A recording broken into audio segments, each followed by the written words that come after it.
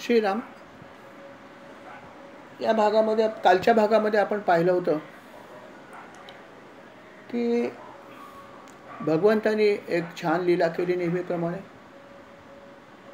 वस्त्रहरण अतिशय प्रसिद्ध, आणि त्या लीलेद्वारे त्यांनी गोपिकांवर कृपाच केली, नाही का? कारण गोपिका त्याच्या भक्त होत्या. गोपिका फोन ठेव ना खाली, कशा ते ठेव. गोपिका त्याच्या भक्त होत्याच. गोपिका कात्यायनी व्रत करत होत्या, कात्यायनी देवीची उपासना करत होत्या, सगळं काही करत होत्या. आणि शेवटी त्यांचं मागणं काय होतं की आम्हाला हा नंदनंदन जो आहे आमचा पती व्हावा, ही त्यांची इच्छा होती. आणि अर्थात भगवंताला हे माहीत होतं. आणि महिनाभर जेव्हा त्याने अशा प्रकारे केलं, त्याच्यानंतर त्याला असं वाटलं की माझ्या या प्रिय गोपिकांची इच्छा आपण पूर्ण करावी. आणि मग पूर्ण करण्यासाठी त्यांनी ही लीला केली, त्यांचं वस्त्रहरण केलं. आपण हे सगळं काल सविस्तरपणे पाहिलं की कशा प्रकारे त्यांचं वस्त्रहरण शब्दशः केलं. लौकिकामध्ये सुद्धा शब्दशः वस्त्रहरणच केलं. आणि खरोखर वस्त्रहरण या शब्दाचे किती अर्थ आहेत मराठीत बघा. वस्त्रहरण या शब्दाचा अर्थ असा तर लौकिकामध्ये की वस्त्र काढून टाकणं आहे, बरोबर आहे. परंतु वस्त्र जी आपण आपल्या शरीरावर आहे ही तर बाह्य वस्त्र आहेत, परंतु खऱ्या अर्थाने आपलं शरीर झाकलं कशाने गेलं? अहंकार, मद, गर्व, अशा सगळ्या गोष्टीने आपला शरीर खऱ्या अर्थाने ह्या लेयरने झाकलं गेलं. पण तो लेयर जो आहे तिथे पोचायच्या आधी आपली ही बाह्य वस्त्र आहे, बरोबर आहे. आणि आपला आत्मा तर खूप आतमध्ये आहे, करेक्ट. आणि भगवंताला असं वाटलं की आता माझ्या या गोपिकांना आपण जे आहे ते पुढे घेऊन गेलं पाहिजे, त्यांच्या मनाची इच्छा पूर्ण झाली पाहिजे. त्यांची इच्छा आहे मी त्यांचा पती बनावं, त्यांना माझा सहवास मिळावा. आणि अर्थात जोपर्यंत तुम्ही संपूर्णपणे भगवंताचे होत नाहीत, तन मन धन सगळा, तन पहिला शब्द आहे, मन आणि धन नंतर आहे. म्हणजे का? तर तन हा सर्वात क्षुद्र भाग आहे, मन हा नंतरचा भाग आहे. आणि धन पण अर्थात तसा काही महत्त्वाचा नाही आहे, परंतु मन हा सगळ्यात महत्त्वाचा भाग आहे. तन बाह्य आहे आणि धनसुद्धा बाह्य आहे, की जे बाहेर आहे सगळं. परंतु जे तन बाहेर आहे आपण म्हणतो तेच तर आपल्याला आतमध्ये असं वाटतं. आणि म्हणून तनाचा सुद्धा आपला जो गर्व आहे किंवा तनाविषयी जी आपली कल्पना आहे ती दूर झाल्याशिवाय भगवंत येत नाही. आणि हे दाखवण्यासाठीच भगवंतांनी त्यांचं तन जे आहे ते लौकिकामध्ये त्यांनी उघडं केलं असं आपण म्हणूया. परंतु त्याच्यामुळे त्यांची देहबुद्धी जी आहे ती संपली. आणि त्यानंतर अर्थात त्यांना ज्ञान झालं की आपण आणि भगवंत आता एकच आहोत, हे सगळं त्यांना समजलं. आणि भगवंतांनी त्यातून एक महत्त्वाचा संदेश पण दिला. भगवंत म्हणाले की आता तुम्ही सर्व दृष्टीने माझ्या चरणाशी शरण आला आहात, तर आता मी नक्कीच तुम्हाला जे हवं ते देणार आहे. कारण देण्याच्या पूर्वीची ही परीक्षा होती, आणि त्या परीक्षेमध्ये अर्थात भगवंतांनीच त्यांना पास करून घेतलं असं म्हणलं तर हरकत नाही, की त्याआधी नाहीच म्हणत होत्या ना. परंतु भगवंतांनी सांगितलं तुम्हाला असं करायला लागेल, या नाही त्या कारणास्तव, आणि त्यांनी ते केलं. हा महत्त्वाचा भाग आहे, नाही का. आपली जर परमेश्वर प्राप्तीची तळमळीची इच्छा असेल तर त्या सर्व हर्डल्स आपण दूर केल्या पाहिजे. हा त्यातून घेण्याचा भाग आहे.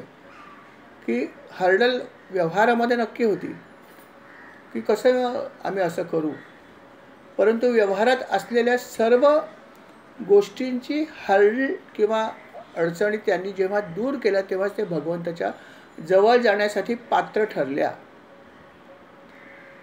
आणि म्हणून भगवंत म्हणाले की आता तुम्ही माझ्याजवळ खऱ्या अर्थाने येऊ शकता, आता तुमची इच्छा मी पूर्ण करीन, असं भगवंतांनी सांगितलं. खूप सुंदर लीला होती आणि त्याचा खूप सुंदर अर्थ होता. आपण यातून घेण्याचा भाग हा आहे की एक भाग म्हणजे असा आहे की आपल्याला सुद्धा तन मन धन हे सगळं त्याच्या चरणी, आणि बुद्धीसुद्धा भगवंतांनी सांगितले की मला समर्पित करा. माझी बुद्धी जी आहे ती वेगळ्या प्रकारे चालते आणि श्रद्धा वेगळ्या प्रकारे चालते. बुद्धी अर्पण करा, हेही भगवंतांनी सांगितलं आहे. हा तर आध्यात्मिक संदेश आहेच आहे, परंतु त्याचबरोबर भगवंतांनी अजून एक सुद्धा संदेश हा दिला आहे की जो व्यवहारामध्ये आपण पाळायला पाहिजे. कारण उर्मिला म्हणाली, तिने आठवण करून दिली की दादा एक वाक्य अजून तुम्ही सांगा, जे सांगायचं तुमचं राहिलं ते म्हणजे भगवंताने हेही सांगितलं की अशा प्रकारे आपण विवस्त्र होऊन स्नान करू नका. असाही एक संदेश आहे. अगदी बरोबर आहे. हाही एक महत्त्वाचा संदेश भगवंताने दिला आहे आणि तो केवळ स्त्रियांसाठी नाही, हे लक्षात ठेवा. तुम्ही म्हणाल की त्या गोपिका होत्या म्हणून भगवंताने त्याला सल्ला दिला की तुम्ही असं बाहेरच्या ठिकाणी गेल्यावर काय विवस्त्र स्नान केलं, असं वगैरे नाही. तो सल्ला जो आहे तो सर्वांसाठी आहे, हे लक्षात ठेवा की आपण अशा प्रकारे निर्वस्त्र होऊन स्नान करू नये असं म्हणलं आहे. आणि त्याचा पुढचा भाग महत्त्वाचा आहे की निर्वस्त्र होऊन फक्त बाहेरच नव्हे तर एकांतात असताना सुद्धा. हा भाग त्यांनी तसा स्पष्ट लिहिलेला नाही, परंतु हे आम्हाला माहिती आहे, मी वाचलं पण आहे अनेक ठिकाणी. म्हणून तुम्हाला सांगतो की दुसरा भाग व्यवहारामध्ये जो आपल्याला अंमलात आणायचा आहे तो हा आहे की स्त्री असो वा पुरुष असो, अडल्ट लहान मुलांचा भाग सोडून दे, ते निरागस आहेत, परंतु स्त्री असो किंवा पुरुष, जेव्हा केव्हा आपण स्नान करतो एकांतात जरी असलो तरीसुद्धा आपण पूर्णपणे निर्वस्त्र न होता स्नान करावं असं त्यांनी सजेस्ट केलेलं आहे. हे लक्षात ठेवा की तुम्ही कुठला तरी एक कपडा तरी अंगावर काहीतरी ठेवा, एक नाममात्र का होईना पण ठेवा. हां, हे त्यांना मान्य आहे की जेव्हा तुम्हाला फायनली कपडे बदलायचे असतील किंवा जेव्हा तुम्हाला असं वाटतं की आम्हाला काही गोष्टी करणं जरूर आहे, तेव्हा शेवटचा जो फेस येतो 5 मिनटं 10 मिनटं जी का असेल त्यावेळेस तुम्ही जरूर निर्वस्त्र व्हायला हरकत नाही. त्यावेळेस भगवंताला म्हणा की आता मला व्हावंच लागेल, ठीक आहे, क्षम्य, परंतु अदरवाईज नाही. हे पण अतिशय क्लिअर सांगितलं. आणि प्रत्येक गोष्टीमागे काहीतरी अर्थ आहे हे लक्षात ठेवा. भगवंतानी जे सांगितलं आहे त्याच्यामागे सुद्धा अनेक गोष्टी आहेत. त्याच्यामागे काय असू शकतं, विचार करण्यासारखा भाग आहे. कदाचित हा प्रश्न अनेकांच्या मनात आला असेल की भगवंतानी असं का सांगितलं आहे. मी जर एकांतामध्ये असेन, पुरुष असो किंवा स्त्री, तर एकांतामध्ये काय अशी आज्ञा द्यायची गरज आहे, बाहेर ठीक आहे, असा प्रश्न आपल्या मनामध्ये येऊ शकतो नक्कीच, आणि आलाही असेल. त्याचंही उत्तर आहे. आणि त्याचं उत्तर असं आहे की असं मानलं जातं, असं शास्त्र म्हणतं आणि असं मानसशास्त्रसुद्धा म्हणतं की जेव्हा मनुष्य अशा अवस्थेमध्ये येतो, मी जसं म्हणलं की स्त्री आणि पुरुष हा भेद नाही, हा उपदेश सर्वांसाठी आहे, की जेव्हा अशा अवस्थेमध्ये मनुष्य येतो त्यावेळेस त्या व्यक्तीच्या मनामध्ये कामवासना येऊ शकते. येईल असं जरूरी नाही प्रत्येक वेळेस. जसं मी म्हटलं की सर्व दिवस सारखे नसतात. कधी कधी एखादा पदार्थ बघल्यावर तोंडाला खूप पाणी सुटतं, एका दिवशी नाही सुटत, कमी पण सुटतं कधी कधी, कधी कधी काहीच वाटत नाही, छी नको आज काय खायची इच्छा नाही. हे जसं आहे, कारण ती सुद्धा एक प्रकारची वासनाच आहे. जेवण खाणं काय आणि काम वासना काय, सगळ्या प्रकारच्या वासनाच आहेत, त्याच्यात काही हे नाही आहे. परंतु असं होण्याची शक्यता असते. आणि जसं आपल्याला माहीत आहे की वासनेचं बीज जोपर्यंत माझ्या मनामध्ये तयार होत आहे तोपर्यंत मला भगवंताकडे जायला वेळ लागेल. जोपर्यंत वासना नष्ट होत नाही तोपर्यंत तुम्हाला त्या वासना पूर्ती केल्याशिवाय पुढे जाता येत नाही. लक्षात ठेवा, एक जरी बीज असलं तरी तुम्हाला, आणि ते बीजाचं जर ते बीज एकदा निर्माण झालं ना की नियम असा आहे भगवंताचा की एकदा का वासनेचं बीज जर निर्माण झालं तर तुम्हाला ती वासना पूर्ण करणं आवश्यकच आहे. ती जोपर्यंत ती पूर्ण करत नाही तुम्हाला मुक्तीच मिळणार नाही. अगदी शेवटच्या क्षणी एक क्षणभर जरी अशी वासना आली, असं गृहीत धरा की माझ्या सगळ्या वासना संपल्या, पण एक वासना ही अशी आली, काम वासना क्षणभर आली, कुठल्याही गोष्टीमुळे आली, समजा भगवंताचा नियम न, पण ती आली आणि त्याच्यानंतर त्याचा मृत्यू आला, तर ही वासना माझी पूर्ण करण्यासाठी एक जन्म घ्यावा लागेल. अजून काय मोठी गोष्ट नाही खरं पाहिजे, पण त्याच्यासाठी एक जन्म घ्यावा लागू शकतो. कारण असा स्पष्ट उल्लेख आहे की एक जरी वासना तुमची शिल्लक राहिली तरी तुम्हाला जन्म घ्यावा लागतो. सगळ्या वासना गेल्या पाहिजे, एक कुठलीही असो वासना, म्हणजे शारीरिक असली पाहिजे, अशा प्रकारची असली पाहिजे असं नाही, कुठलीही वासना आली तरीसुद्धा, हे आपण कथा ऐकलेली आहे गुरुचरित्रामध्ये की रजक जो आहे श्री वल्लभांच्या याच्यात आपण ऐकले की त्याला ते मस्त मुक्ती देणार असतात आणि बोलवतात सुद्धा की ये तुला मी उद्या मुक्ती देतो, मनात योजलेलं असतं. परंतु रजकाचं काय होतं, की रजक त्या फक्त राजाला बघतो, मोगल राजाला, आणि म्हणतो याने काय पुण्य केलं होतं, ह्या एवढा सगळा लवाजमा घेऊन आला, एवढ्या बायका घेऊन आल्या, एवढं सगळं, असं फक्त तो क्षणभर मनात म्हणत असतो आणि बघत असतो. आणि 2 मिनटामध्ये आपले सद्गुरू येतात तिथे आणि म्हणतात, अरे कुठे आहेस, काय करतोयस? तो लगेच भानावर येतो, म्हणतो आलो आलो आलो आलो. आणि मग ते म्हणतात, मी तुझ्यासाठी राज्य देण्याचं ठरवलं होतं, मुक्तीचं, म्हणजे द्या द्या, मला हेच पाहिजे. पण आता ते तुला मिळणार नाही. का मिळणार नाही? त्याचं कारण तुझ्या मनामध्ये वासना आली ना, तुझ्या मनात अशी इच्छा निर्माण झाली की ह्या राजाने काय पुण्य केलं होतं की हा असं मस्त उपभोग घेतो आहे. तुला वाटलं ना, नाही नाही, पण महाराज ती माझी चूक होती, मला क्षमा करा, मला हे काही नको आहे, मला राज्य नको आहे, मला राजा नको व्हायचं, मला राण्या नको, मला संपत्ती नको, काही नको मला. अरे हो, हे तू आता म्हणतोयस, पण तेव्हा तुला वाटलं, पण क्षणभरच वाटलं, कुठे मला जास्त वाटलं, मी लगेच भानावर आलो ना. क्षणभर वाटलं ना, बस. आता तुला तो क्षण म्हणजे तू बीज जे निर्माण झालं आहे वासनेचं, कुठल्याही प्रकारचे असो, त्याचं तुला पूर्ण फळ घ्यावं लागेल. ती वासना तुला शमवावीच लागेल, त्याच्याशिवाय मी तुला काही देऊ शकत नाही. तुला एक जन्म घ्यावा लागेल. आता बघा, हे दत्तगुरूंनी सांगितलं. आता त्याने कपाळाला हात मारून घेतला, म्हणे महाराज ही चूक झाली, क्षमा करा, काय करू? क्षमा करा वगैरे सगळं ठीक आहे, पण एक जन्म घ्यायचा आहे, त्याच्यावर मी काय करू शकत नाही. बोल, जन्म आता तुला जे पाहिजे आहे, सुख, आत्ता उपभोगायचं का नंतर उपभोगायचं? बघा तिथे परत कशी वासना आड आली. तर म्हणले आता कशाला देऊ, आता मी म्हातारा झालो. बघा, आपण म्हणतो माझी वासना गेली, तो म्हणतो. आणि जेव्हा श्रीपाद श्रीपल्लभ म्हणाले की कधी घेतोस हे सुख, बोल, तर म्हटलं आता नको, नाहीतरी आता माझं बऱ्यापैकी वय झालं, आता मी काय करणार, त्याच्यापेक्षा मी पुढे एक जन्म घेईन. बघा, म्हणजे वासना बरोबर सांगितलं की दत्तगुरूंनी की नाही, वासना तुला ही संपायलाच पाहिजे, compulsory, you have to do it. आणि मग त्याला एक जन्म घ्यावा लागला ना.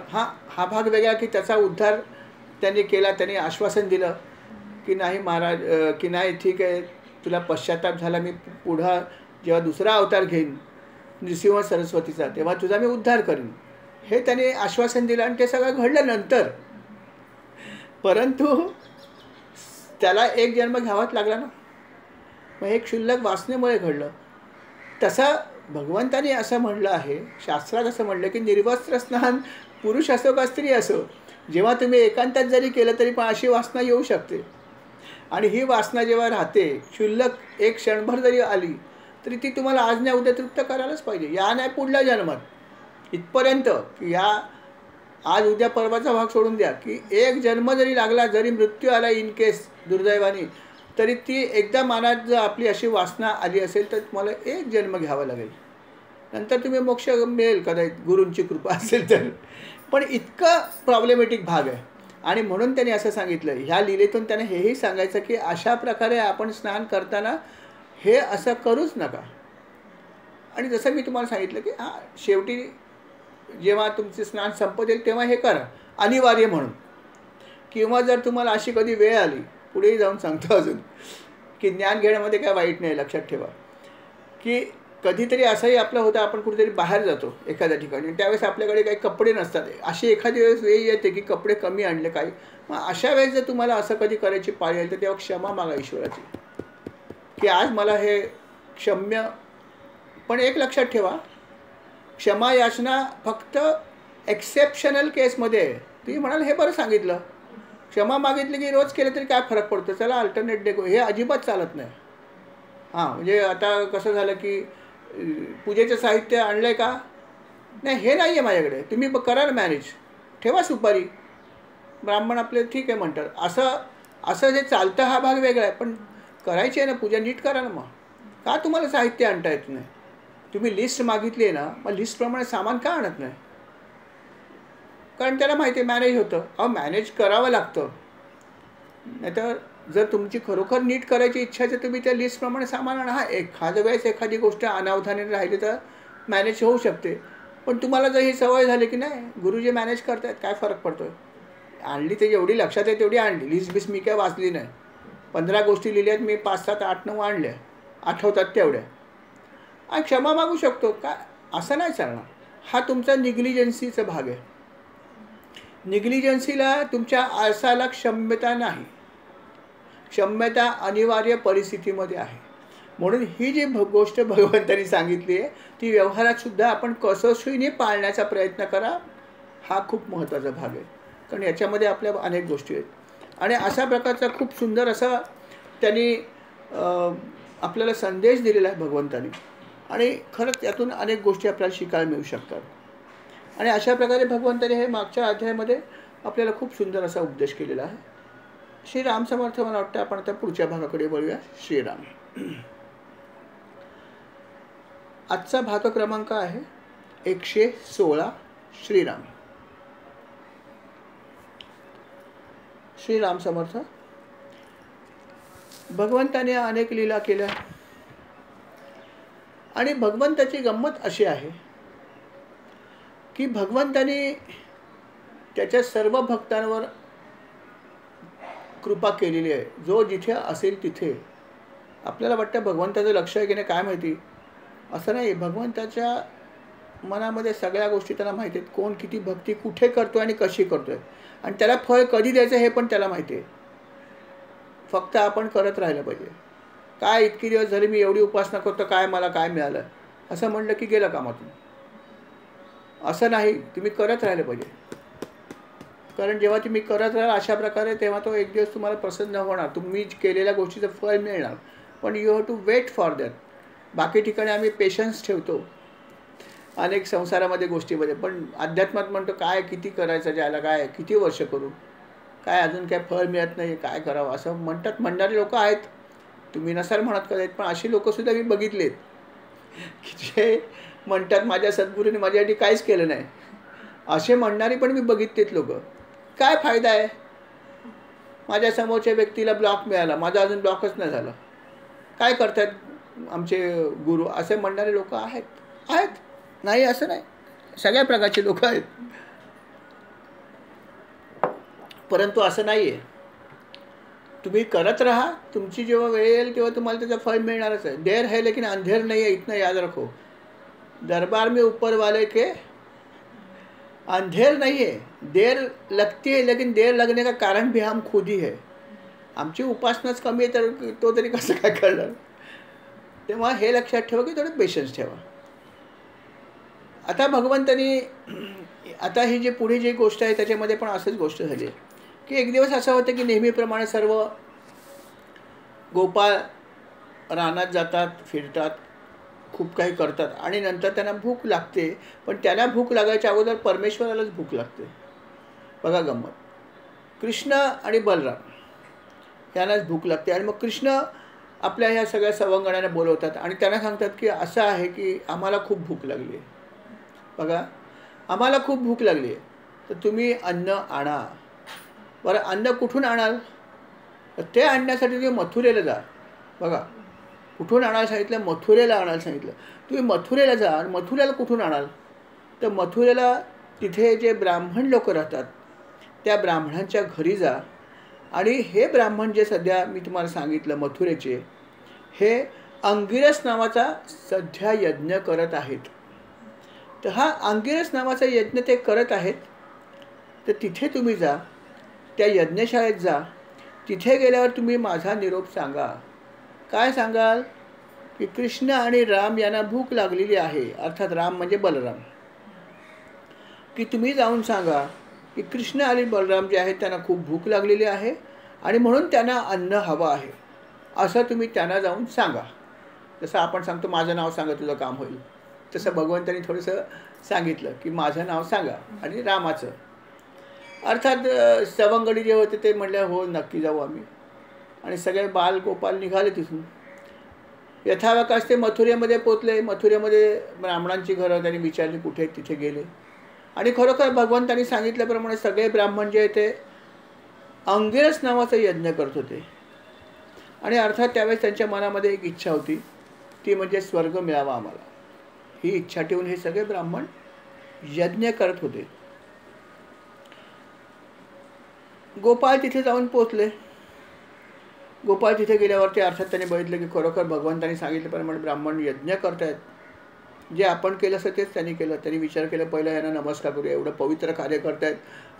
त्यांनी नमस्कार केला वाकून ब्राह्मणांना, यज्ञाला सगळं केला आणि म्हणाले विप्रवर आम्ही आपल्याकडे आलो आहोत कारण आम्हाला श्रीकृष्ण आणि बलराम यांनी आपल्याकडे पाठवलं आहे आणि ते इथून जवळच आलेत, फार लांब नाही आहेत, पण आहेत इथेच चरायला घेऊन आलेत काही पशूंना. तर त्यांना खूप भूक लागली आता आणि म्हणून ते असं म्हणाले की तुम्ही ब्राह्मणांकडे जा मथुरेतल्या आणि त्यांच्याकडून अन्न आणा, असं त्यांनी आम्हाला आज्ञा दिली आहे. आणि म्हणून आम्ही आपल्याकडे आलो आहे. आपण तर धर्म जाणणारे आहात, आपण तर ब्राह्मण आहात, आपल्याला सगळं ज्ञान आहे, तेव्हा आम्ही आपल्याला काय सांगू. आणि आपण यज्ञ करत आहात तेव्हा आम्ही एवढंच सांगतो की आपण हे समजून घेतलेलं आहे की अन्न पाहिजे, तेव्हा आपण योग्य प्रकारे सगळं करा, आम्ही इथे उभे आहोत. अशा प्रकारे त्यांनी हे विनंती केली. त्यावेळेस अर्थात हे सगळे जे विप्र तिकडचे होते ते यज्ञ करण्यामध्ये व्यग्र होते. यज्ञकर्म हे खूप मोठं कर्म आहे, तुम्हाला माहिती आहे, खूप काय करावं लागतं. आणि हे यज्ञ करण्यामध्ये ते व्यग्र होते. जेव्हा हे बाळ गोपालांनी सांगितलं की असं असं आहे, ते सगळं त्याने ऐकलं, नमस्कार पण स्वीकार केला, पण त्यांच्याकडे लक्ष दिलं नाही. आणि त्याचं कारण म्हणजे काय, यज्ञामध्ये मग्न होते. अर्थात यज्ञामध्ये मग्न होते कारण काय, की त्यांना ते मोठा यज्ञ होता आणि त्यातून स्वर्गलोकाची प्राप्ती हे त्यांचं ध्येय होतं. आता हे सगळं ते करत असल्यामुळे त्यांनी या मुलांकडे लक्ष दिलं नाही. त्यातून त्यांना थोडासा गर्वही होता की आम्हाला तर सगळंच माहिती आहे, आम्ही विप्र आहोत, आम्हाला सर्व काही माहिती आहे, देश काल द्रव्य मंत्र सगळं आम्हाला माहितीच आहे, तेव्हा काय या लोकांकडे बघायचं, अशी एक त्यांची भावना आली. काय या मुलांचं ऐकायचं. वास्तविक पाहता त्यांच्याकडे पाठवलेली ज्या दोघीजणं होते हे भगवंत होते आणि बाकी सगळ्या गोष्टी ज्या आहेत त्या भगवंतापासूनच निर्मिती झाल्या आहेत, परंतु या सगळ्याचं त्यांना काहीच वाटलं नाही. अर्थात त्याचं कारण म्हणजे त्यांचा अहंकारच होता आणि म्हणून त्यांनी त्याच्याकडे अजिबात लक्ष दिले नाही. ते होय पण म्हणाले नाही, पण नाही, दखलच घेतली नाही मुलांची. मुलं काय सांगतात दखल पण घेतली नाही. नाही म्हटले तरी एक वेळ मोठं चाललं असतं, पण दखल न घेणं हा सर्वात मोठा अपमान आहे, नाही का. एखाद्या व्यक्तीला आपण जर खरोखर निरुत्तर करायचं असेल तर कधी कधी उत्तर न देणंसुद्धा कधी कधी काही ठिकाणी बरोबर ठरतं, नाही का. दखलच नाही घ्यायची, मग तो म्हणतो झाला ह्याला सांगून काय फायदाच नाही, न बोललेलं बरं, असंही कधी कधी होतं, नाही का. आणि तसं यांनी यावेळेस केलं. हे जे सगळे विप्र होते यांनी त्याची दखलच घेतली नाही. होय पण नाही आणि नाही पण नाही. गोपाळ बसले बसले वाट बघितले, आता काहीतरी बोलतील, मग काहीतरी बोलतील, नाही बोलतील, हो बोलतील, काही नाही. मग शेवटी ते निराश झाले आणि मग तसेच परत निघाले.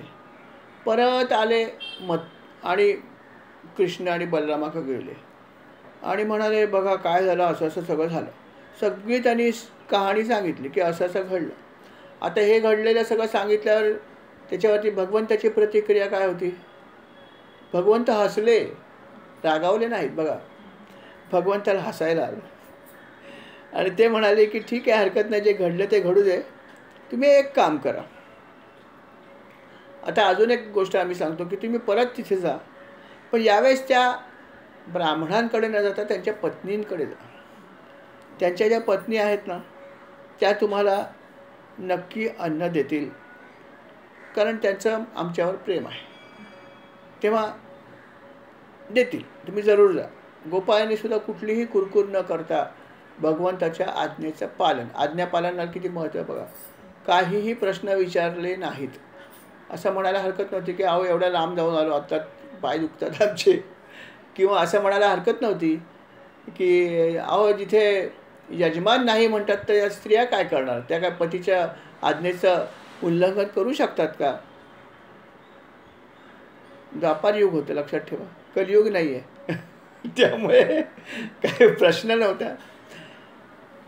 तर मग असं सगळं त्यांना विचारायला हरकत नव्हती. परंतु बाळ गोपाळसुद्धा त्याचे भक्त होते. ते म्हणाले ठीक आहे आम्ही जातो. आणि परत एकदा गोपाळ जे आहेत ते मथुरेला गेले.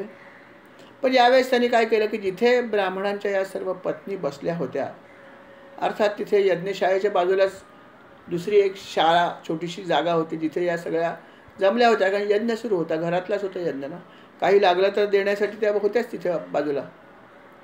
आणि तिथे गेले त्यावेळेस ह्या ब्राह्मण स्त्रिया सर्व अतिशय छान कपडे घालून यज्ञामध्ये पार्टिसिपेट करत होत्या. त्यामुळे सुंदर वस्त्र त्यांनी धारण केली होती. यज्ञाला पोषक असं सगळं त्यांचा काही पोशाख होता. आणि तिथे जेव्हा त्या बसल्या होत्या तेव्हा अर्थात गोपाळ गेले आणि त्यांनी नेहमीप्रमाणेच त्यांना नमस्कार केला. गोपाळ वयाने लहानच होते. त्यांनी नमस्कार केला आणि म्हणाले की असं आहे की श्रीकृष्ण आणि बलराम दादा यांनी आम्हाला तुमच्याकडे पाठवलं आहे. ते इथे जवळपास आलेत आणि त्यांना खूप भूक लागलेली आहे. तेव्हा आपण अन्न द्यावं ही विनंती आम्ही घेऊन आलेलो आहोत. अर्थात हे सगळं त्यांनी सांगितलं. आणि ब्राह्मण पत्न्या ज्या होत्या त्या खरंच भगवंताच्या भक्त होत्या. त्यांनी अनेक लीला भगवंताच्या ऐकल्या होत्या. जाण्याचा कधी प्रसंग नव्हता आला भगवंताच्याकडे, पाहण्याचा प्रसंग कधी आला नव्हता, परंतु त्याच्या अनेक लीला त्यांनी ऐकल्या होत्या. आणि त्यामुळे त्या लीला ऐकल्यापासून त्यांचं मन आहे ते भगवंताकडे आकर्षित झालं होतं. आणि आकर्षित झालं होतं आणि त्यांना मनामध्ये खूप इच्छा होती की आपण भगवंताचं दर्शन घ्यावं. पण हे काही शक्य होत नव्हतं. कारण जे काही माणसाचं आपण म्हणतो की अनेक आपली कामं असतात, जे काय असेल, किंवा योग पण लागतो काही काही ठिकाणी. आणि त्याप्रमाणे त्यांच्या मनात इच्छा तर होती परंतु योग नव्हता आला. त्या नेहमीच असं मनामध्ये म्हणायचं की कधी आम्हाला भगवंत दिसेल काय माहिती. आणि जेव्हा भगवंताकडून अशा प्रकारचं त्यांना हे आलं की आम्हाला अन्न हवं आहे तेव्हा त्यांना अतिशय आनंद झाला की अरे क्या बात आहे. आणि मग लगेच त्यांनी भोजन तयार केलं. किंबहुना बराचसा भाग तयार होता. सर्व प्रकारचं अन्न त्यांनी तयार केलं की जसं आपण चारीठाव जेवण करतो जेवायला बोलवलं की भात, भाजी, 2-2 भाज्या, एक रस्सा भाजी, एक सुक्की भाजी, जोडीला एखादी कोशिंबीर, पापड, लोणचं, ताक ठेवतो किंवा अजून काहीतरी बनवतो, गोड पदार्थ बनवतो, दही ठेवतो, चारीठाव जेवण बनवतो नाही का आपण, किंवा एखाद्या व्यक्तीला अतिथी म्हणून बोलवतो. तसं यांनी सुद्धा चारीठाव जेवण जे आहे ते तयार केलं किंवा तयार होतंच बरंचसं. आणि हे असं चारीठाव जेवण त्यांनी तयार केलं आणि ते सगळं घेतलं आणि ते म्हणाले की हे जेवण घ्या तुम्ही आणि हे तुम्ही नेऊन द्या. आणि त्यावेळी त्यांना हाही मनात विचार आला की नेऊन द्या म्हणण्यापेक्षा आपणच गेलो तर काय हरकत आहे. एक संधी आली की त्यामुळे आपल्याला भगवंताचं दर्शन मिळेल, कृष्णाचं दर्शन घेण्याची संधी आली. इतके दिवस आपण मनामध्येच हे सगळं ऐकतोय आहे त्याच्या लीला आणि मनामध्ये इच्छा निर्माण झाली, परंतु आज प्रत्यक्ष जाण्याची संधी आहे. आणि नाहीतरी ही मुलं लहान आहेत, एवढं अन्न नेणार कसं. आणि इतरही लोक असतील तर आपण काय अन्न दोघांना देऊ शकत नाही, अजून थोडं न्यायलाच पाहिजे. आणि म्हणून त्यांनी विचार केला की या निमित्ताने आपण भगवंताचं दर्शन घेऊ. आणि म्हणून त्यांनी जाण्याचं ठरवलं. अर्थात घरातून जेव्हा आपल्याला बाहेर जायचं असेल तर घरातल्या व्यक्तीला सांगणं जरूरच असतं नाही का. आपणही सांगतोच ना, आपणही स्त्री पुरुष सांगतो की अरे बाबा मी बाहेर चाललो आहे, बाहेर जाऊन येते, अशा अशा कामासाठी चालले आहे, इतका वेळ लागेल, की आपणही विचारतो किती वेळ लागेल. हे सगळं बरोबरच आहे. जेव्हा या ब्राह्मणांच्या पत्नीने ठरवलं की आपण हे अन्न घेऊन जायचं, त्यावेळेस घरातल्या सर्व व्यक्तींनी विरोध केला. विरोध करणारे कोण कोण होते बघा. पती, पहिला पतीने सांगितलं जायचं नाही. त्याच्यानंतर बांधव आणि बंधू. आता यज्ञ चालू म्हणल्यावर ते सगळे नातलग जवळपासचे जे आहेत ते आलेच असतील.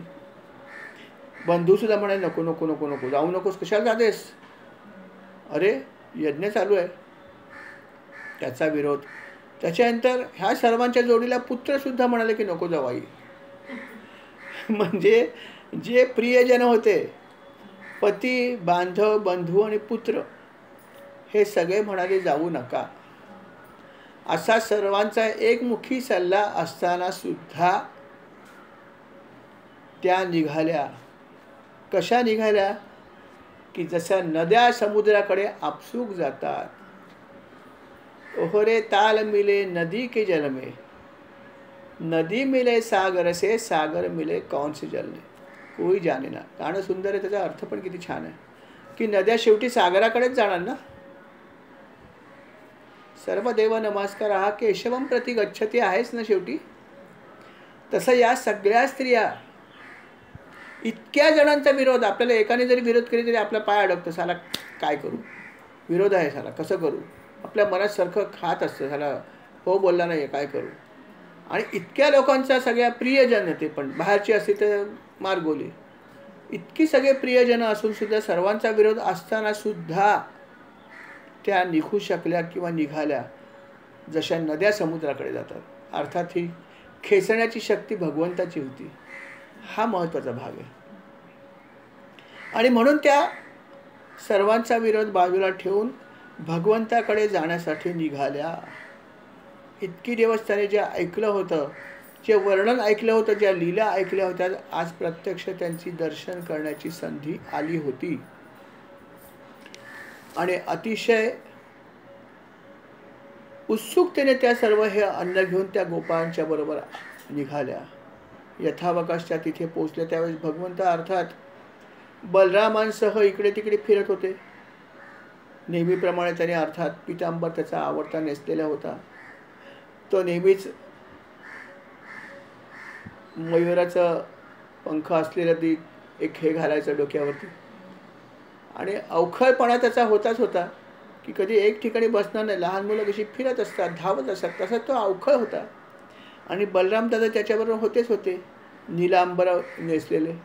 आणि दोघे इकडे तिकडे फिरतायत, खेळतायत, सगळं चालू आहे त्यांचं सगळं.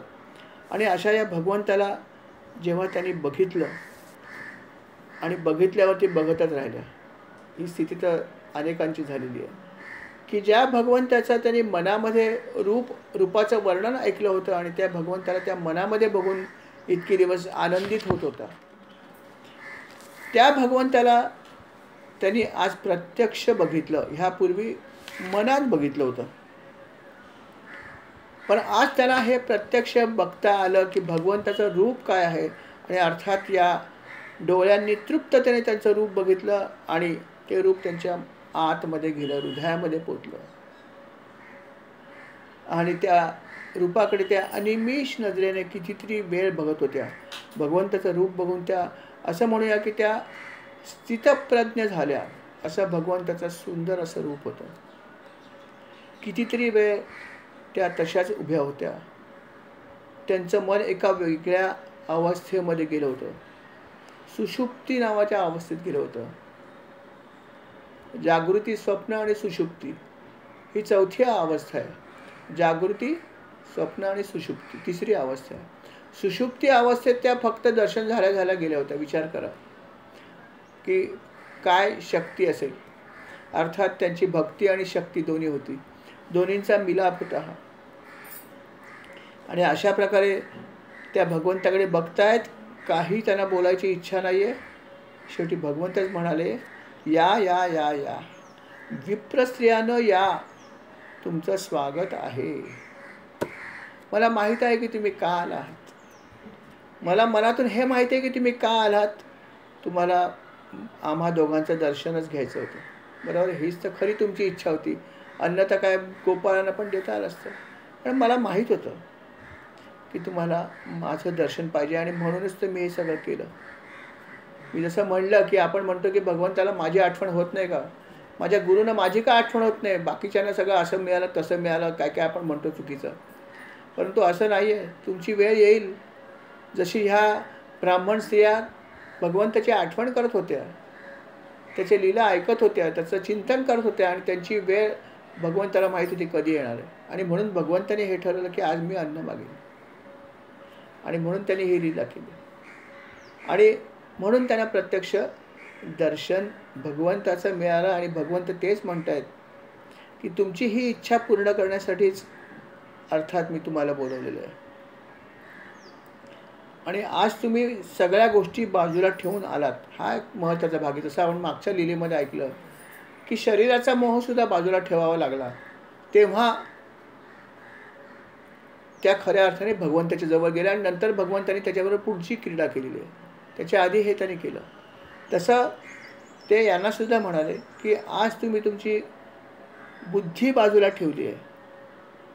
कारण बुद्धी काय सांगत होती की पती म्हणतो जाऊ नको, बंधू म्हणतोय जाऊ नको, पुत्र सांगतोय जाऊ नको, बुद्धी काय करेल? बुद्धीला जर आपण म्हणलं की तू सांगशील ती पूर्व दिशा तर जाऊ नको. Final decision.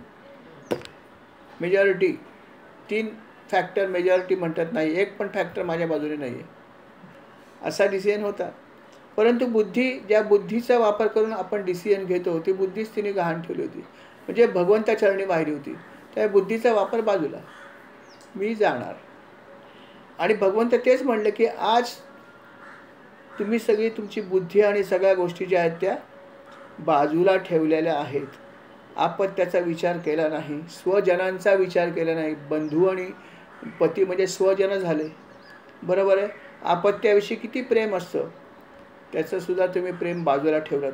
आणि या सगळ्या गोष्टीला ज्याच्याविषयी आपल्याला लौकिकामध्ये खूप प्रेम असतं, अशा सगळ्या गोष्टी तुम्ही बाजूला ठेवल्यात आणि माझ्याकडे आलात. बस, अजून काय पाहिजे? मी तुमच्यावर प्रसन्न आहे. मला खूप आनंद आहे, तुम्ही दिलेलं हे अन्न मी स्वीकारणार आहे. बघा, जो भगवंत सर्वांना पुरवतो तो भगवंत अन्न मागत होता. एक सुंदर गाणं आठवतं, कधी होऊनी देव भिकारी, अन्नासाठी आस पुकारी. म्हणण्याचा अर्थ असा की भगवंत कुठल्या रूपामध्ये काय मागेल सांगू शकत नाही. भिकारी होईल का अतिथी होईल. म्हणून तर जर कोणी अन्न मागितलं तर त्याला काहीतरी द्या, असं म्हणू नका काय मागतोय. अहो जरा काय अन्न मागत असेल कोणी, द्या. तुमच्याकडे आहेत ना 2 पैसे, त्याचं नशीब आहे म्हणून तो मागतोय. तुमच्याकडे जर नशिबात पैसे असतील तुम्ही द्या त्याला 5,000 रुपये. हो, आता चिल्लर शोधू नका. महागाई आपल्यासाठी वाढली आहे ना. आपण म्हणतो आमचा DA वाढायला पाहिजे, DA फार कमी वाढतो, की आमची पेन्शन कमी आहे. जर आम्हाला महागाई वाढते तर भिकाऱ्यांना वाढत नाही का? ते भिकारी दिसले की मी पाकिटातली चिल्लर शोधतो, कुठे आहे का. असं नका करू. टाका ना एखादी नोट. काय 10 रुपयामध्ये काय येतं तुम्हाला? आज 10 रुपयाची किंमत काय बाहेर? अहो चहा प्यायला गेलं तर 10 रुपये लागतात. मग चिल्लर शोधू नका. तुम्हाला द्यायचं आहे ना तर काहीतरी त्याला त्यातून मिळालं पाहिजे ना. फक्त माझं मानसिक समाधान की मी 1 रुपयाचं कॉईन काढून दिलं पाकिटातून. तो भिकारी बघत असतो मी पाकिटाला हात घातला म्हणजे काय येतं, 1 रुपयाचं कॉईन आलं, 2 रुपयाचं कॉईन आलं, फार फार तर 5 रुपये. 10 रुपये दिले तर नशीबच. मग तेव्हा कॉईन शोधून आम्ही देतो कधी कधी. सगळे लोक नाही, मी एक जनरल सांगतो. मी कॉईन शोधून देतो तेव्हा भिकारी बघत असतो काय देत आहेत काय देत आहेत, एवढं शोधतात म्हणजे काय येतात. शोधून मी 2 रुपयाचं किंवा 1 रुपयाचं कॉईन काढतो. का आता 5 रुपयाचं आणि 10 रुपयाचं मला कॉईन द्यायचं नाही आहे, जास्त होतात ना. तर सांगा काय दान आहे तुमचे? माझ्याकडे जे काही पैसे आहेत भिकाऱ्यांशी कम्पेअर केले तर आपल्याकडे भरपूर पैसे आहेत. मग जर मला दानच करायचं आहे तर खरोखर त्याला काहीतरी त्यातून मिळतं. आणि निदान चहा तरी कटिंग मिळू दे. कटिंग चहाला 10 रुपये लागतात गाडीवर घेतला तरी. मग जर मला खरोखर काही त्याला दान द्यायचं असेल, जर तो भिकारी आहे असं मला वाटत असेल तर निदान 10 रुपये तरी द्या. विचार करा, महागाई सगळ्या ठिकाणी वाढली आहे. प्रॅक्टिकली विचार केला पाहिजे दान करताना सुद्धा. जसं तरी म्हणलं की दान करताना सगळ्या गोष्टीचा विचार. मला नको असलेली गोष्ट दिली हे काही दान नाही झालं, मला हवी असलेली दिली तर दान झालं. हे काय नको आहे मला, हे कंटाळाला, हे जास्तच झाले, जरा कपडे जास्तच वापरले, देऊन टाकूया दान. ते देऊ नका असं म्हणत नाही, तेही घेतात, तो प्रश्न नाही. परंतु नको असलेल्या वस्तू देणं हे काय दान झालं? तितकंसं बरोबर दान नाही. दान आहे पण तितकंसं चांगलं दान नाही ना.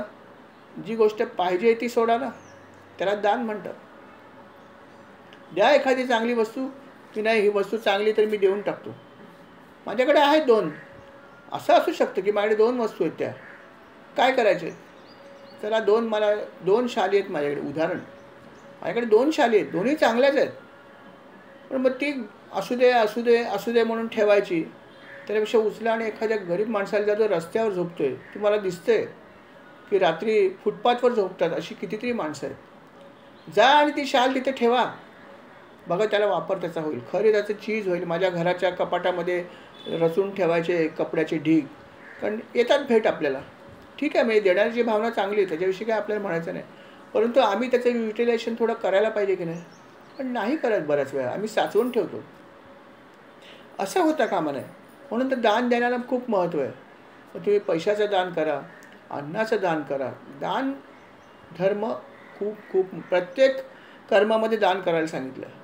कमीत कमी भोजन तर द्या सांगितलंच आहे, बरोबर आहे, कारण दानाला महत्त्व आहे. अर्थात भगवंतांनी ही संधी आपल्या भक्तांना दिली.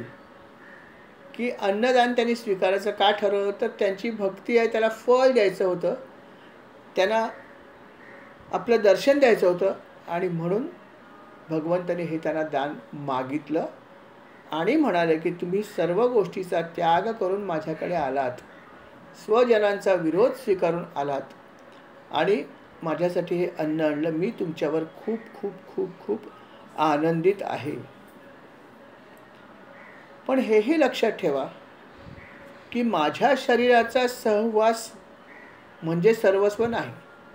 आता हे त्या पत्न्यांना सांगतात, कारण पत्न्यांना तो समोर दिसलाय, शरीर त्याचं दिसलंय, प्रत्यक्ष दर्शन झालंय. भगवंत म्हणतात की माझा प्रत्यक्ष सहवास म्हणजे सर्वस्व नाही. आणि असं म्हणल्यावर ते काय म्हणतात की आता तुम्ही इथून जायला हरकत नाही. अन्न ठेवलं, आता तुम्ही इथून जायला हरकत नाही. माझा शरीराचा सहवास हे सर्वस्व नाही. कारण त्यांना असं वाटतं नाही की आत्ताच तर आलंय, आत्ता तुम्ही भगवंताला बघते, थोडा वेळ बसूया, आपल्या प्रिय व्यक्तीशी आपल्याला सहवास घ्यावा वाटतो ना, त्याशी बोला वाटतं, गप्पा मारा वाटतं, राहावं वाटतं, बरोबर आहे.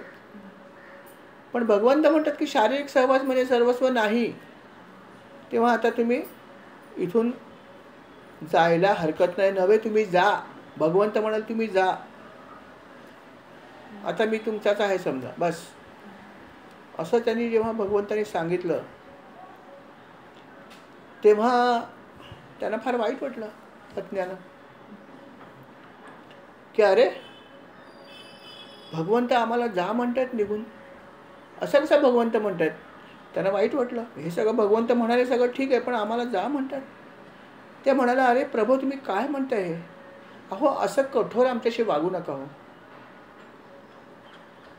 अहो असं म्हणलंय ना की आपल्या जवळ आलेली व्यक्ती परत कधी मागे जात नाही, म्हणजे संसारात परत येत नाही असं म्हणलंय ना. वेदात पण असा उल्लेख असं म्हणतात, आम्ही तर काय वेद वाचले नाही आहे.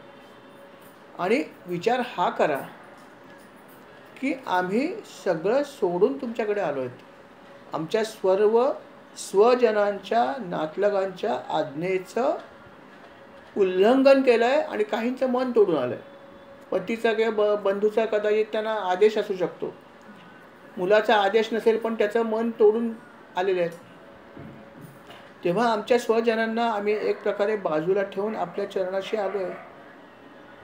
आणि आम्ही आपल्या चरणाशी आता आल्यावर आपण सांगता आम्हाला की माझा सहवास म्हणजे सर्वस्व नाही, तुम्ही परत जा आणि मी तुम्हाला मिळेनच, काळजी करू नका, तुम्ही परत जा. तुमचे पती तुमची वाट बघतायत, त्यांना यज्ञ करायचं, परत जा. तुम्ही सांगता आम्ही कसे परत जाऊ? अहो भगवंता विचार हा करा की आज आम्ही या सर्वांच्या आज्ञेचं उल्लंघन करून इथे आल्यावरती आम्हाला उभं तरी कोण करेल का? हां, असं होऊ शकतं ना की जेव्हा पती म्हणतो जाऊ नका, बंधू म्हणतात त्याच्यामध्ये होकारार्थी, मुलगा म्हणतोय आणि सगळे जर नको म्हणत असताना जर ही गेली तर आल्यावर काय तिची अवस्था होऊ शकते. म्हणून त्या म्हणतात की अहो आम्ही सगळं सोडून इथे आलोय आणि आता तुम्ही आम्हाला म्हणता परत जा, आमचा स्वीकार कोण करेल आता?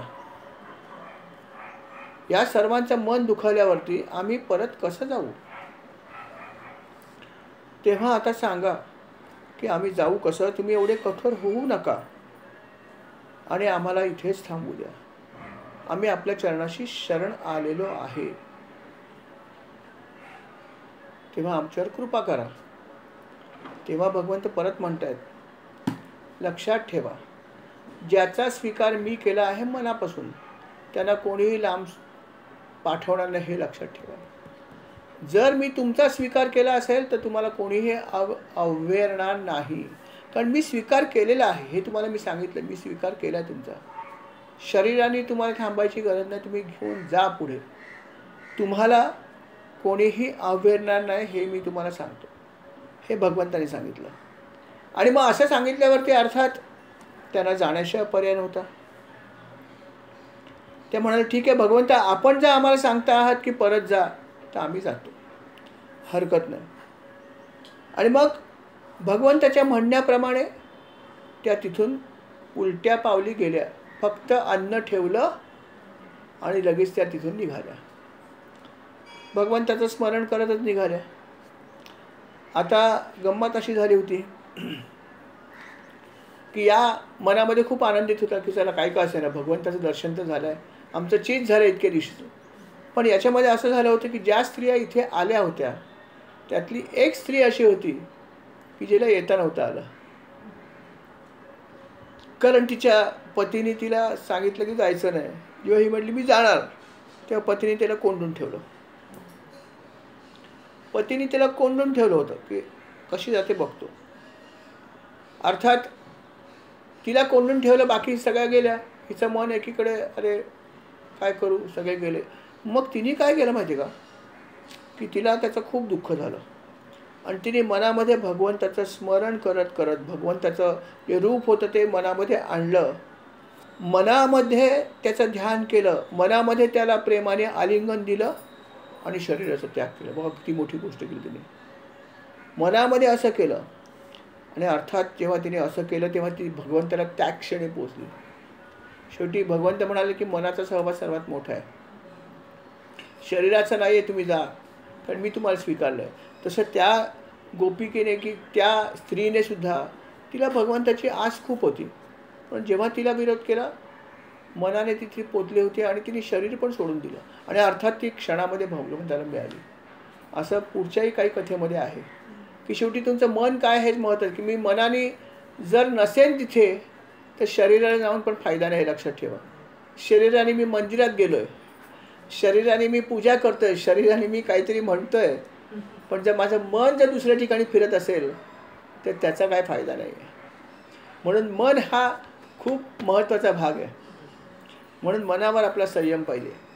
आणि जर मनोमन एखादी गोष्ट केली तर शरीर नसेल तरी काय फरक पडत नाही, आणि हे भगवंतांनी सांगितलं. आणि म्हणून ही जी स्त्री होती ही सर्वात पहिल्यांदा तिथे पोचली. सगळ्या स्त्रिया तिथे गेल्या आणि अर्थात भगवंतांनी इथे भोजन करायला सुरुवात केली. स्वादिष्ट अन्न होतं. म्हणले या सगळे बसा. सगळे गोपाळ बसले, बलराम आणि कृष्ण बसले आणि सर्वांनी यथेच्छ भोजनाचा आनंद घेतला. भगवंतामुळे सर्वांना खूप स्वादिष्ट अन्न मिळालं.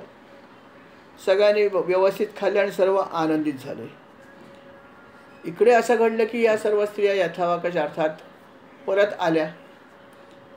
त्या निश्चिंत होत्या, पण त्यांना खात्री होती की मला भगवंतांनी सांगितलं म्हणजे काय प्रश्न नाही.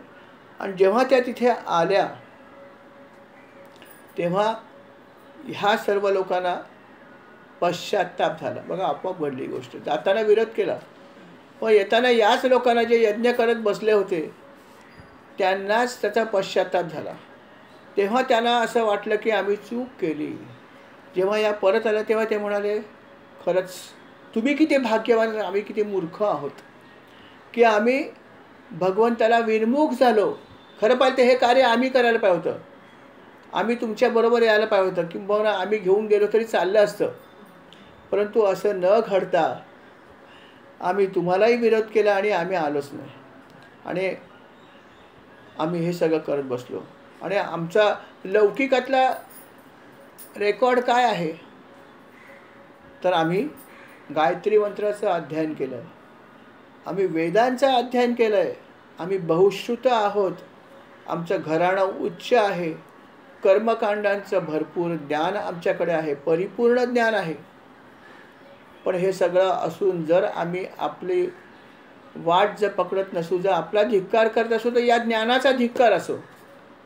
हे ज्ञान काय आमच्या कामाचं आहे जे भगवंताकडे जाण्यापासून आम्हाला थांबवतं आहे, पण याच गोष्टीसाठी गेले नाहीत ना. आणि म्हणून ते म्हणाले या सर्व ज्ञानाचा आम्ही धिक्कार करतो.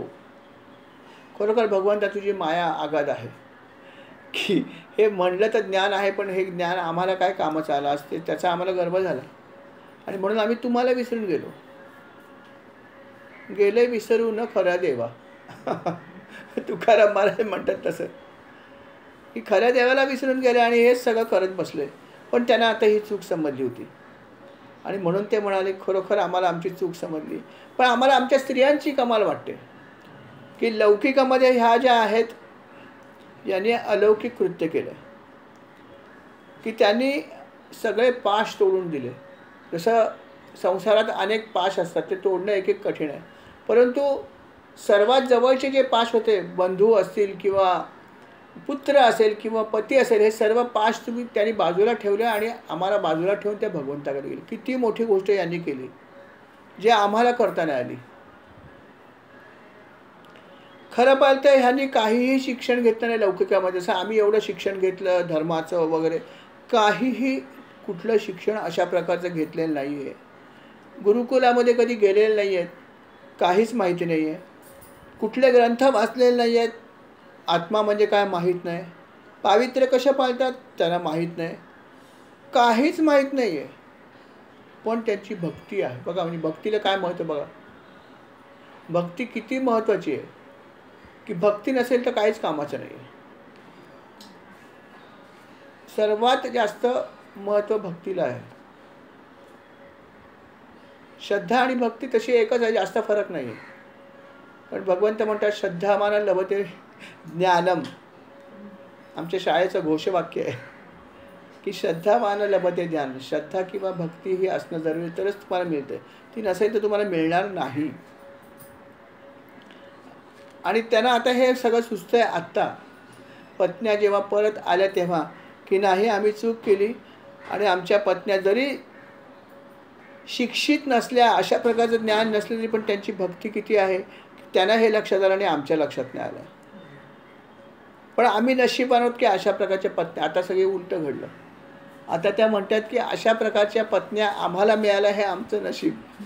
आधी मनामध्ये वेगळं काहीतरी म्हणले असतील की काय आमच्या आज्ञेचं उल्लंघन केलं, परंतु आता त्या उलटं म्हणतात सर्व की खरोखर तुमच्यामुळे आम्हाला समजलं की काय करायला पाहिजे, जे आम्हाला इतके वेळ समजलं नाही. आणि म्हणून भगवंता आम्हाला क्षमा कर. भगवंताची ते सतत माफी मागत आहेत की आमच्या ह्या आम्हा सर्व क्षुद्र लोकांना तुम्ही देवा नमस्कार करतो आम्ही, आम्हाला क्षमा करा. आमच्यात अनेक दोष आहेत आणि आपण इतकी सुंदर संधी दिली होती, अन्न मागितलं आम्हाला. अर्थात त्याचं कारण आमचं हे कर्म नव्हतं, तर आमच्या पत्नींचं पुण्यच होतं. परंतु आम्ही आमच्या गर्वामुळे हे केलं नाही आणि आमच्या पत्नींनी केलं. तर आम्हाला त्याचा अभिमान आहे की आमच्या पत्नी आहेत. आमचं सुद्धा काहीतरी सुदैव आहे की अशा पत्नी आम्हाला मिळालेल्या आहेत. खरोखर आता मात्र अशी चूक आम्ही परत करणार नाही. आम्हाला हे लक्षात आलं की भक्ती सर्वात महत्त्वाची आहे. ही कर्मकांड केली काय नाही केली काय जास्त फरक पडत नाही, पण भक्ती करण्याला खूप महत्त्व आहे. नुसती कर्मकांड करून काही फायदा होत नाही, कारण कर्मकांडामधून अनेक इच्छा निर्माण होतात.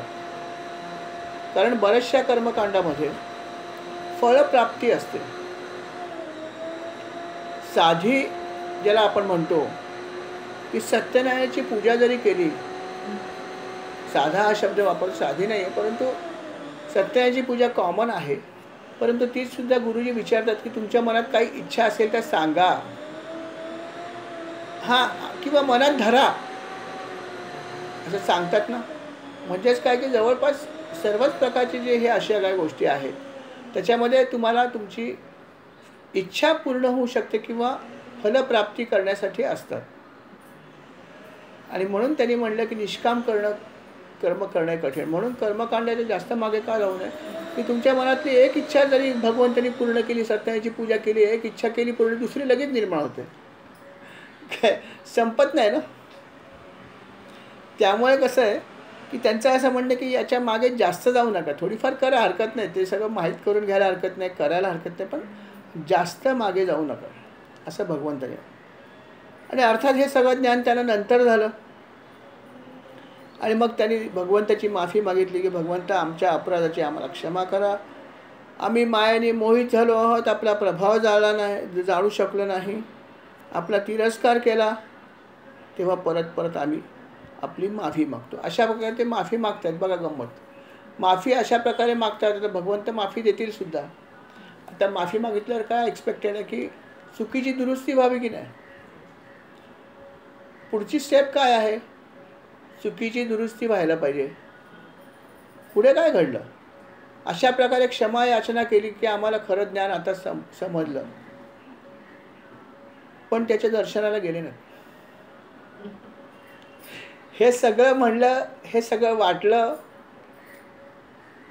पत्न्यांची तारीफ करतायत की त्यांनी किती छान केलं, आम्हाला बाजूला ठेवून गेले. आणि नंतर त्यांची परिणिती कशात व्हायला पाहिजे की भगवंताच्या दर्शनाला चला आता आम्ही येतो, मगाशी नाही आलो. गेले नाहीत. आता सांगा, जे काय उशिरामा केला तो बरोबर होता का चूक होता? कारण काही असो, कारण दिलं त्यांनी, का गेले नाही ते दिलं. दर्शनाची इच्छा झाली पण का गेले नाहीत? तर कंसाच्या भीतीने दर्शनाला गेले नाहीत. बघा, आता ती भीती होती हे ठीक आहे, परंतु जर भगवंताची जर तुम्हाला इतकी जर महती वाटत असेल तर भगवंत तुम्हाला सांभाळतील सुद्धा, असं पण वाटलं पाहिजे की आम्हाला कंसाची भीती वाटते पण आमचा विश्वास पण आहे की तुम्ही आमचं रक्षण पण कराल ना, कारण तुमच्या दर्शन. असं का नाही वाटलं? असं नाही वाटलं. उलट यांच्या पत्न्यांना असं काय वाटलं नाही. पत्न्यांनी विचार न करता पहिले भगवंताकडे गेले की काय माझे पती बोलतील, आल्यावर घरात घेतील की नाही माहीत नाही, की काय बोलतील, किंवा माझा बंधू काय म्हणेल, किंवा माझा मुलगा मला काय म्हणेल, याचा विचार कुठलाही न करता पहिल्या त्या गेल्या. येताना म्हणाले की आता आम्ही परत कसं जाऊ, कारण आता आम्ही सगळ्यांच्या आज्ञेचं उल्लंघन केलं. पण बॉल भगवंताच्या कोर्टात पहिला त्यांनी टाकला, हे लक्षात ठेवा. आधी प्रश्न नाही केले. बॉल भगवंताच्या कोर्टात टाकला, म्हणले आता तुला काय करायचं तू सांग, कारण आम्ही सगळं सोडून आलो. त्या भगवंताने अर्थात तो बॉल बरोबर टोलवला की नाही आपल्या भाषेत. भगवंत म्हणाले जा, मी एकदा तुला आपलं म्हणल्यावर तुला कोणीच नाकारू शकत नाही. आणि घडलंच ना असं. पोचल्या त्यांनी यांची स्तुती चालू केली पत्न्यांची, आणि स्वतःची निर्भत्सना सुरू केली. भगवंताने किती उचित, पण असं त्यांना स्वतःविषयी वाटलं नाही. सगळं म्हणले की चुकीचं केलं, असं केलं, तुम्ही छान केलं, वाव वाव वाव. पण शेवटी काय केलं? दर्शनाला गेले का नाही गेले? कारण आहे कंसाची भीती. म्हणून ते म्हणलं की इथे परत बुद्धीने उचल खाल्ली की इथे माझी देहबुद्धी काय म्हणते की आहेत ते भगवंत मान्य आहे, आपल्या पत्न्या गेल्या हे मान्य आहे, सगळं बरोबर आहे, आपल्याला ज्ञानाचा अहंकार झाला हेही बरोबर आहे, सगळं बरोबर आहे, दर्शन घ्यायला पाहिजे हेही बरोबर आहे, मग पण जायचं नाही. कारण काय? तर कंसाची भीती. आता हेही बरोबर आहे असंच त्यांना वाटणार ना, पण हे बरोबर आहे का तुम्ही सांगा? हे चूक आहे ना. आणि हे चूक असण्याचं कारण काय? माझी देहबुद्धी. परत एकदा देहबुद्धीने उचल खाल्ली की नाही. बुद्धी म्हणाली जाऊ नको, कंसाची भीती आहे. मनाला कारणच पाहिजे असतं. मन स्वतःचं चुकीच्या गोष्टी करताना काहीतरी त्याला कारण लागतं, आणि त्याला लटकं कारण जरी मिळालं तर तो खुश असतो. कर कर काय होत नाही, आपल्याकडे कारण आहे ना. आणि म्हणून ते भगवंताच्या दर्शनाला गेले नाहीत. इतकं सगळं घडल्यावर ते शेवटी म्हणाले आम्ही काय दर्शन घेत नाही. पण कृपा शेवटी ज्याच्यावर व्हायची ती झालीच. परत एकदा त्यांना संधी आली होती दर्शनाची, पण त्यांनी घेतली नाही. म्हणजे बघा कसं असतं की शेवटी म्हणतात ना की तुमची भक्ती पाहिजेच ना, की जवळ येऊन सुद्धा लांब गेलास की नाही परत. पण पत्न्या लगेच संधी घेण्याचं काम आमचं लक्षात ठेवा. कर्म करण्याचं स्वातंत्र्य आपल्याकडे हे लक्षात ठेवा की कर्म मी केलं पाहिजे. संधी आल्यावर त्याचा उपभोग कोण घेणार? घास मला खायचं आहे, ताट वाढलेलं आहे, पण मी घेत नाही ना, असं होतं. हे खूप सुंदर उदाहरण आहे की कर्म स्वतः त्याप्रमाणे केलं पाहिजे, करण्याचा प्रयत्न केला पाहिजे, आणि हे नाही केलं तर अशी अवस्था होते. आणि अशा प्रकारे या पत्न्यांवर मात्र भगवंतानी कृपा केली, कारण त्या त्याच्या भक्त होत्या. अशा प्रकारे भगवंतानी खूप सुंदर अशी ही लीला की त्याच्या पुढेही अजून एक सुंदर लीला आहे, पण अर्थात आजचा वेळ आपला जो आहे तो संपत आलेला आहे. त्यामुळे जी पुढली लीला आहे ते अर्थात आपण उद्या ऐकूया. या ठिकाणी आपण सोपा वेळ घेऊया. श्री राम समर्थ. श्री राम.